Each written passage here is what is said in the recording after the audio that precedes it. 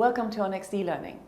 Today will be all about our weekly progress update call and how you can best manage your client's perception. I'm Patricia Meyer and I'm a Senior Campaign Manager and in charge of the training of the CMs here at EIMS. Okay, as usual, let's first look at today's topic, the weekly progress update call and how to add some extra spice to it. We will give you some insights today into a successful weekly progress update call with your client. We will talk about managing perception for a while, before giving you an idea or an inspiration for a typical agenda for a weekly call. And at the end, we will also give you some best practice that will ensure your call is really top class all around. So why is this knowledge so important that we made it an e-learning? If you're watching this, you're most likely to be, or soon to be, at the forefront of a project. You communicate with client on a regular basis, and it is important to understand what impact our words and the order and presentation of figures and facts can have on their perception. What we want to sensitize you for is the effect that your weekly call can have on the perception of the client. You might think that you've presented everything 100% accurately, and it's true, you have. But what or how you have presented it might have played a major part in influencing the client. Bottom line, the weekly call is not about throwing data over the fence. It is actively influencing the client's view of EIMS as a professional, trustworthy business. We also want to ensure that you are aware of our most commonly covered topics on the agenda of the weekly call. And this is just to give you a starting point, really. And we obviously want to make sure that this all happens to high quality. That's why.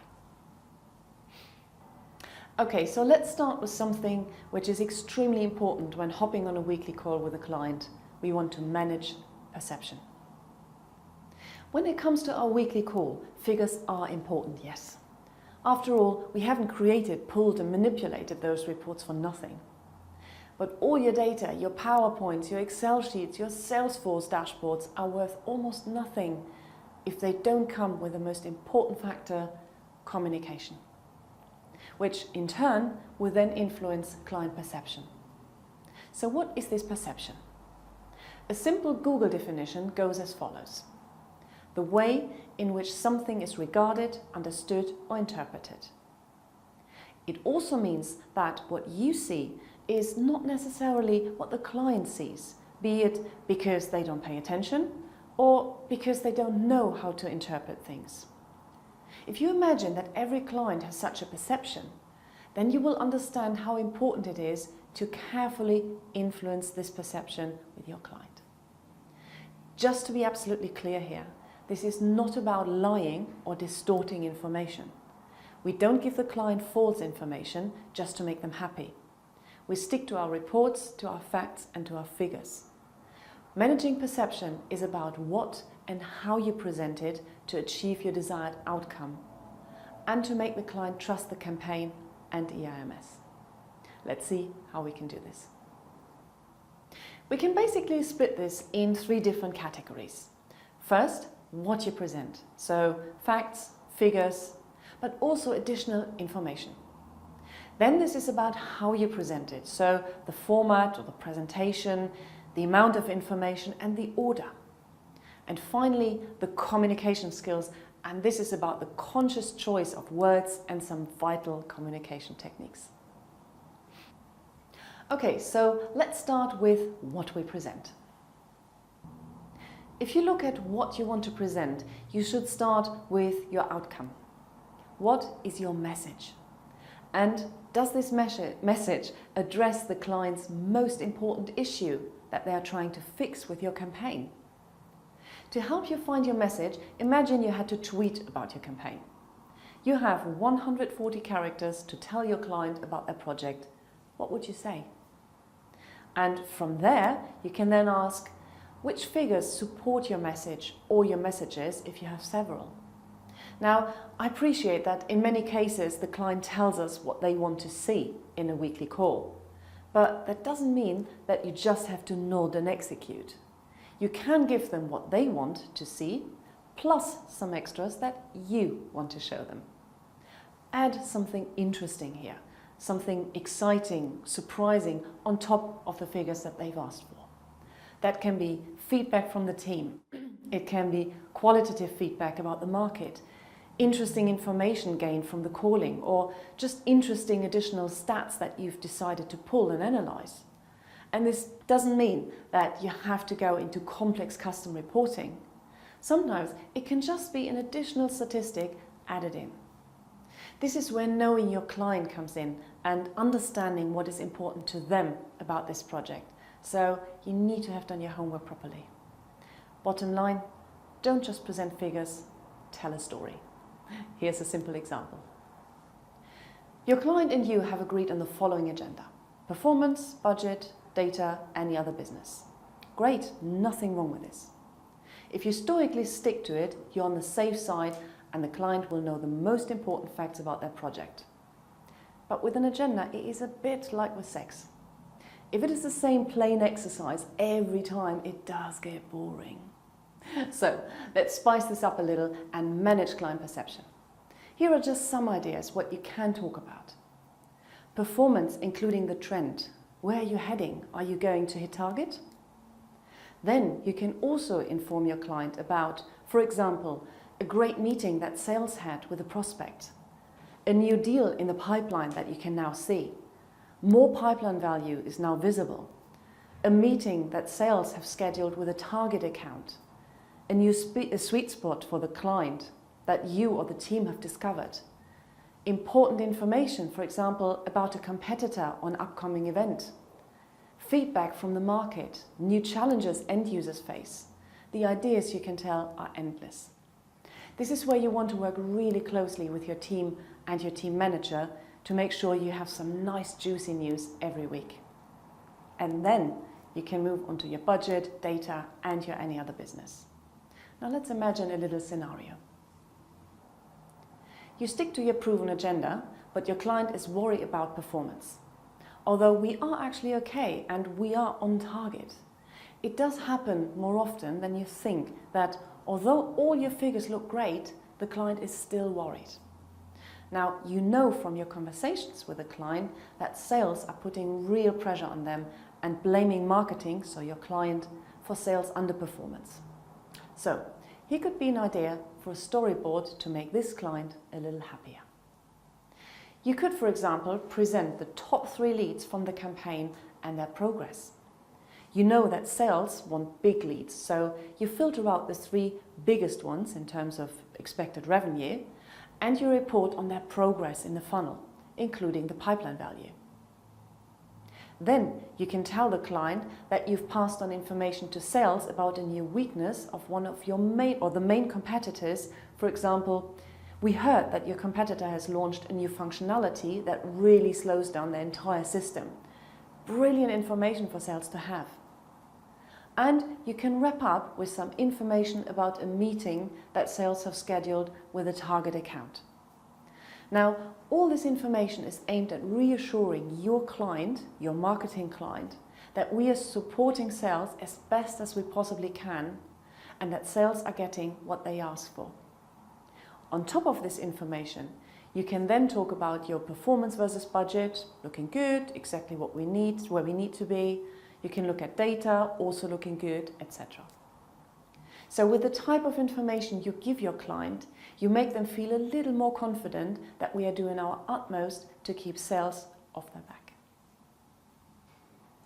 I think you can see how little things can make a big difference.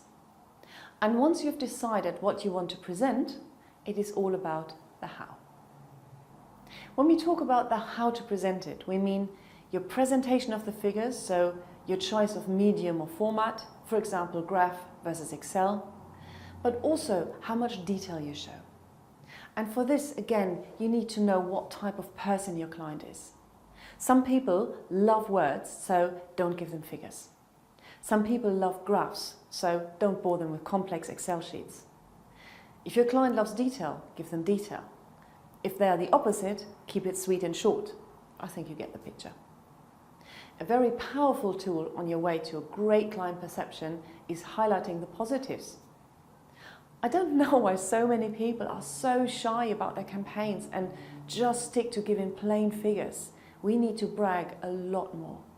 There can be lead highlights where you point out leads, for example, because they're very big, or for example with a company that sales have been dying to work with. Great news. Or in your reports you can use color coding, for example a traffic light system, to highlight the good and sometimes the bad and the ugly stuff.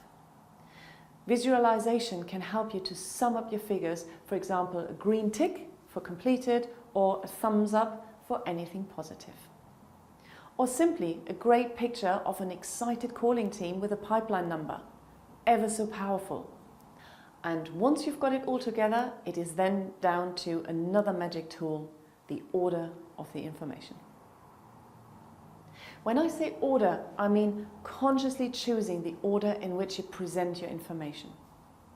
Let's tap into the world of media for a second. They are the masters of influencing people by carefully choosing which information they deem important. Remember the 13th of July 2014? I certainly do. It was the day of the final of the Football World Cup in Brazil, Germany versus Argentina. Now, for the sake of this example, we have amended the following figures a tiny little bit, but just imagine for a second you would have opened a German newspaper on the 14th of July and you would have read the following. The gates opened at 6 p.m. 30,000 fans were already waiting, which is a great turnout, and around 7 p.m. they all went into the stadium and took their seats. In the end, there were 75,000 fans in total in the stadium, 20,000 of them supporting the German team. Both sides showed some great football.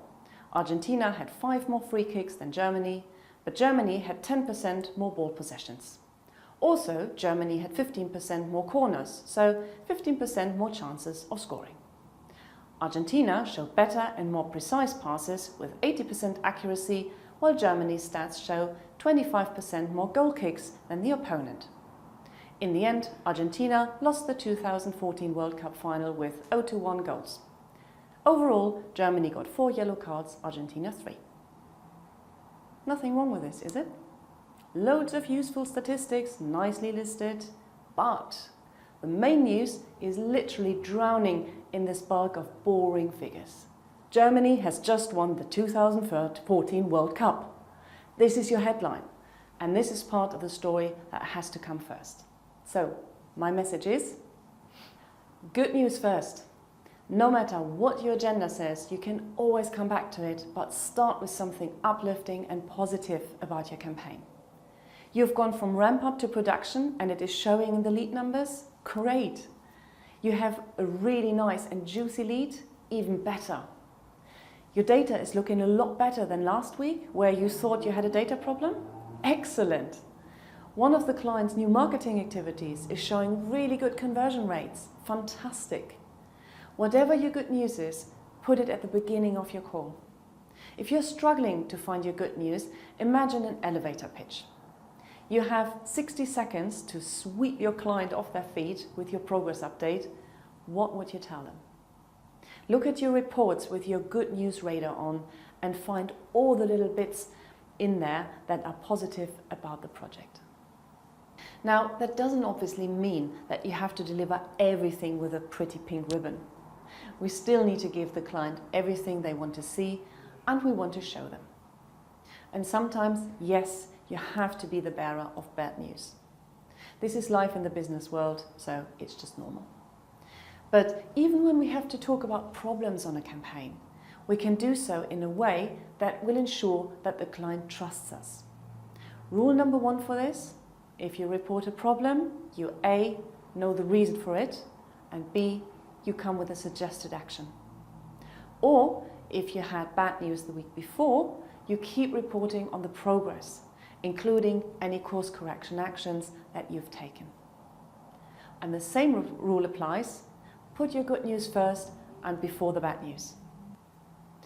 This is, however, where you need to apply a little common sense. Sometimes it requires a bit of gut instinct, and in some cases it is better to address a big problem and your solution first in the call and to then move on to the good news. Leave on a high, as they say. And here are some examples. Okay, Mr. Client, let's start with the good news. Your latest marketing activity is showing a really good conversion rate of 25%, which is way above average. So this was money well spent. We would recommend to do more of it, as this will also give our performance a nice little boost. Overall, last week's progress is looking okay. We have hit our opportunity numbers so that we are now where we need to be and in line with budget. Or, in a different scenario, you can say something like this. Okay, Mr. Client, good news first. We have found a great opportunity with one of your target accounts. And sales estimate that this could have the value of about 50k, which would be double your average deal size, so great news. The meeting has been confirmed by both sides, so we will keep you posted on the progress of this lead. If we look at last week's performance, we can see that we are not quite where we need to be compared to budget spent. We are about 4 leads behind, even taking into consideration the initial ramp-up phase. And the main reason for this is that we need to have in-depth conversations with high-level contacts and that your competitors are very, very strong in the market. We've also done a little analysis and we have found that you're currently most successful in the manufacturing industry. So my suggestion would be, first of all, to focus on this segment for now, alongside with your target accounts. And then I would also suggest another training with sales focused just on your competitors and how to do a competitor attack. What do you think, Mr. Client? So the bad news here, that you are under target, is wrapped in good news and some suggestions how to fix the underperformance. If you want to kick off with the problem, you could say something like this. Okay, Mr. Client, let's look at our main issue first, which has kept us busy for the last few weeks. We will then look at the overall performance afterwards. The main problem was the quality of leads, which sales really wasn't happy with. And we dug a little deeper into the problem to understand what they were missing. And we found out that the main reason was the size of the deals.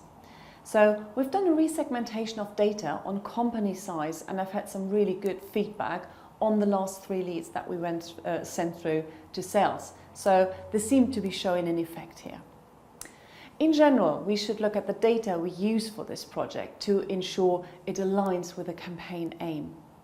So here are a few suggestions how we can further improve the lead quality, Mr. Client. So here in this example, you've acknowledged that there was a problem with lead quality for a while. So you put this into the focus, but you also brought some really good suggestions and information of impact of actions taken.